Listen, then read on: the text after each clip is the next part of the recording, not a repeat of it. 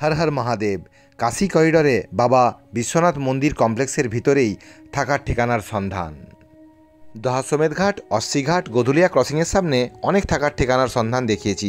আজকে প্রথমবারের জন্য কাশী টেম্পল ট্রাস্ট পরিচালিত ভীমাশঙ্কর গেস্ট হাউস আপনাদের সামনে তুলে ধরব। দিকে হলো জ্ঞানভাপী মসজিদ, এই হলো ভীমাশঙ্কর গেস্ট হাউস, আর এটা হলো কাশী করিডর। আর আপনারা এর পাশ দিয়ে চলে যেতে পারবেন মণিকর্ণিকা ঘাটের দিকে। আমার প্রিয় বাঙালি পর্যটক বন্ধুরা এতদিন নৌকো থেকেই এই সুন্দর কাশী করিডর দেখেছেন।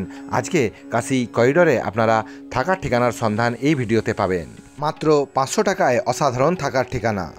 মন্দির কমপ্লেক্সের ভিতরে আপনারা থাকতে চান তাহলে চলে আসুন সাদার্ন গ্র্যান্ড কাশীর এই ডরমিটরি এরিয়াতে। ভীমাশঙ্কর গেস্ট হাউসের ফার্স্ট ফ্লোর, সেকেন্ড ফ্লোরে আপনারা যখন থাকবেন তখন খুব সহজেই মাত্র 20 সেকেন্ডেই আপনারা এখানে কাশী করিডোরের মধ্যে মন্দিরে পৌঁছে যেতে পারবেন। কিভাবে পৌঁছবেন, বুকিং প্রসিডিওর কী আছে, সমস্ত তথ্য আজকে দেব। রাস্তাঘাট না চেনা গ্রামের ছেলে পিন্টু চিত্রকরের ইউটিউব চ্যানেলে সবাইকে সুস্বাগতম, ওয়েলকাম। গেস্ট হাউস থেকে আপনারা হেঁটে বেরিয়ে এলেই এখানে এই কাশী করিডোরে এসে পৌঁছবেন, আর এখান থেকে আপনারা এখানে এইভাবে মন্দির দর্শনের জন্য এগিয়ে যেতে পারবেন। রাস্তা চেনার গল্প এবং ভীমাশঙ্কর গেস্ট হাউসের গল্প শুরু করা যাক। পিডিআর মল বা গির্জাঘর ক্রসিংয়ের দিক থেকে আপনারা চলে আসুন গোধুলিয়া চৌরাহা। এই হলো গোধুলিয়া চৌরাহা বা ক্রসিং। এখানে পৌঁছানোর পরে আপনারা বাম দিকে 500 মিটার গেলেই পৌঁছে যাবেন বিশ্বনাথ মন্দিরের গেট নম্বর 4। কাশী বিশ্বনাথ মন্দিরের এই গেট নম্বর 4-এর সামনে আসার পরে এই রাস্তা এদিকে চলে যাচ্ছে মণিকর্ণিকা দুয়ারের দিকে। চলুন মণিকর্ণিকা দুয়ার হয়ে আমরা যাব ভীমাশঙ্কর গেস্ট হাউস। এই মণিকর্ণিকা দ্বার দেখছেন, মণিকর্ণিকা দ্বার থেকে বেরোনোর পরেই বাম দিকে গেলে গেট নম্বর 4, আর মণিকর্ণিকা দ্বার থেকে ডান দিকে বেরোলেই এদিকে এই রাস্তাটা চলে যাচ্ছে কালভৈরব মন্দিরের দিকে।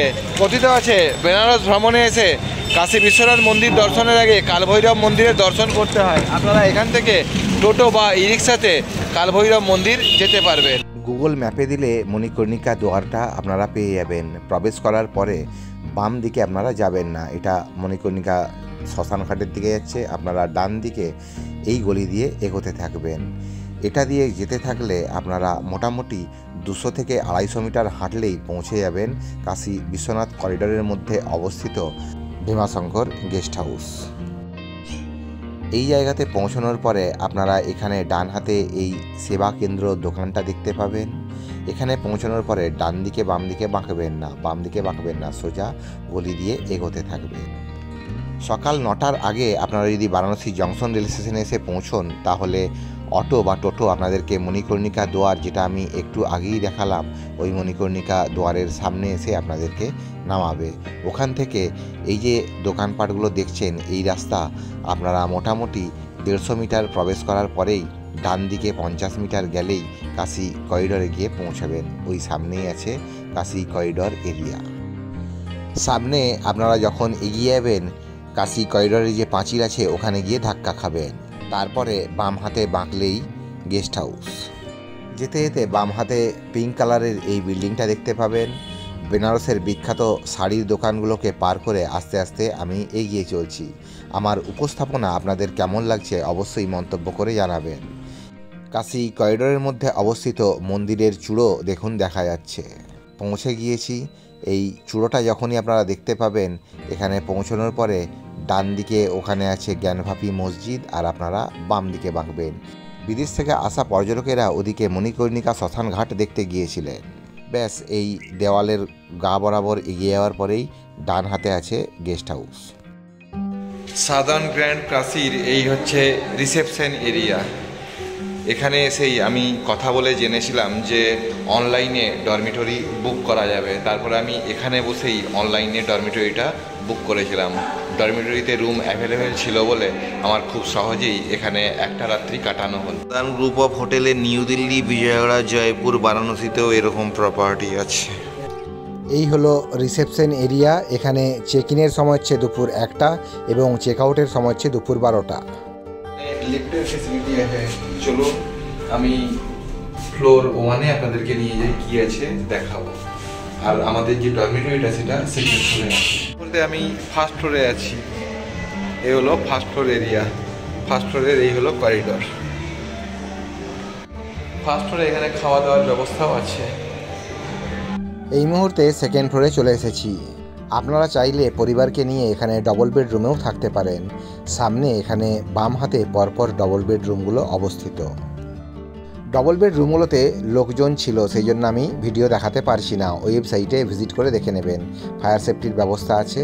এই হলো সম্পূর্ণ সেকেন্ড ফ্লোর। সাদার্ন গ্র্যান্ড কাশির এই হলো ডরমিটরি এরিয়া। এটা দিন হিসেবে ভাড়া দেওয়া হয়। দুপুর 1টায় এখানে চেক ইন টাইম এবং দুপুর 12টায় এখানকার চেক আউট টাইম। আমার বাম হাতে 6খানা বেড আছে, আমার ডান হাতে 6খানা বেড আছে। এই হলো সম্পূর্ণ এরিয়াটি।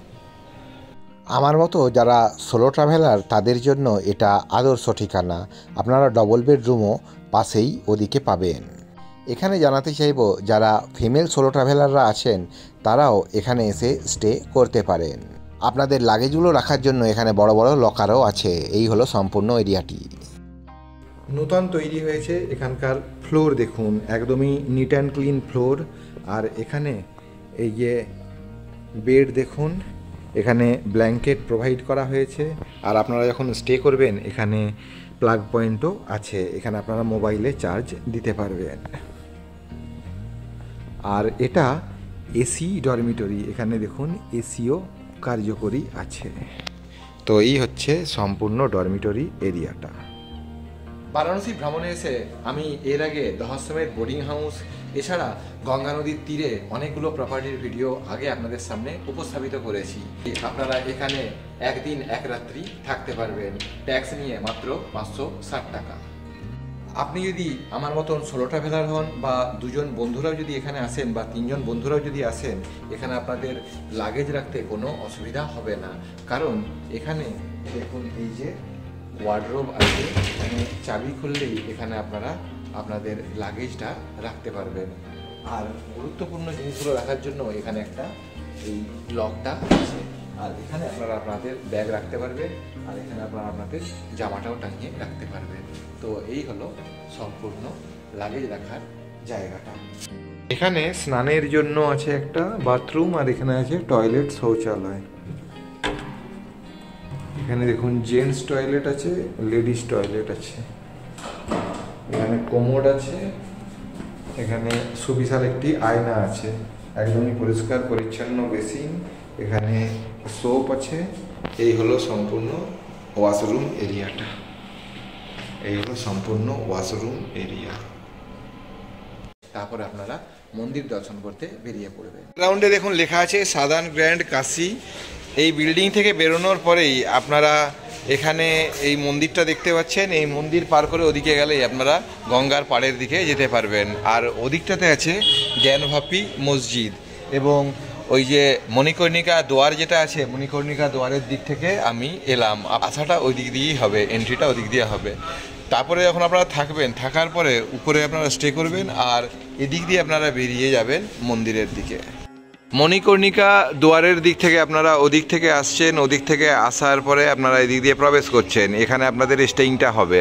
আর রাত্রেবেলায় থাকার পরে বা সন্ধ্যাবেলায় দিনের বেলায় আপনারা এখান থেকে বেরোনোর পরেই ওদিকে জ্ঞানভাপী মসজিদ, মণিকর্ণিকা দোয়ার, এদিক দিয়ে বেরোনোর পরেই এই যে মন্দির দেখছেন, এই পাঁচিল দেখছেন, আপনারা এই দিক দিয়ে সামনে এগোলেই, এদিক দিয়ে সামনে এগোলেই মন্দিরে খুব সহজেই যেতে পারবেন। দেখুন কতটা সুবিধা। ওখানে আপনারা ছিলেন, এই হলো মন্দির। আর এদিক দিয়ে আপনারা মূল বাবা বিশ্বনাথের মন্দিরে আপনারা দর্শন করতে যাবেন। এদিক দিয়ে গেট দিয়ে সাধারণ মানুষরা, সাধারণ দর্শনার্থীরা প্রবেশ করছেন। ওদিকটাতে চলে যাচ্ছে মণিকর্ণিকা ঘাটের দিকে। আর এখানে দেখুন লেখা আছে রামেশ্বর ভবন, সোমনাথ ভবন, অমৃত ভবন। অর্থাৎ আমি এলাম ওই দিক দিয়ে, এই বিল্ডিংয়েই ছিলাম। এই বিল্ডিং থেকে থাকার পরে আপনারা এই বৈদ্যনাথ ভবনকে পার করে এইদিকে এলেই আপনারা কাশী করিডরে এসে পৌঁছবেন। আশা করছি আমি আপনাদেরকে বোঝাতে পারছি। এরপরও আপনাদের মনে কোনো কোশ্চেন থাকলে আপনারা কমেন্ট করবেন। এই দ্বাদশ জ্যোতির্লিঙ্গ মন্দির পার করার পরেই আপনারা এসে পৌঁছবেন এই দিকে। একবার আপনাদেরকে বুঝিয়ে দিই, আপনারা ওই দিক দিয়ে বেরিয়ে এলেন, ওখানে ভীমাশঙ্কর গেস্ট হাউসের দিক দিয়ে বেরিয়ে আসার পরেই এখানে এসে পৌঁছবেন। এখানে এসে পৌঁছানোর পরেই আপনারা কাশী করিডরে এসে পৌঁছবেন। এই হলো কাশী করিডর, ওদিকে গেলে গঙ্গা নদী, আর সামনে এখানে আপনারা এই মন্দির দর্শন করতে পারবেন। এই হলো মন্দির দর্শনের জায়গা। এই হলো গেট নম্বর 1।